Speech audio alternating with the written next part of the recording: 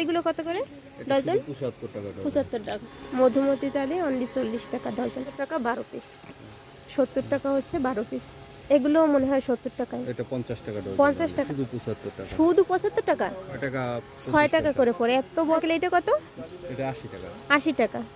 এই যে 75 টাকা। এটা 170 টাকা। 170 টাকা। ছোটগুলো কত? এটা 50 টাকা ডজন। 50 টাকা অনলি সাইজ। 35 টাকা 12 পিস। এগুলো কত করে? এটা 170। 170 টাকা। এখানে 170 টাকার উপরে কোনো কিছুই নাই। 170, 160 আছে। 160, 170, 65 এরকমের। আর একদম 30-35 টাকা থেকে ডজন শুরু হয়েছে।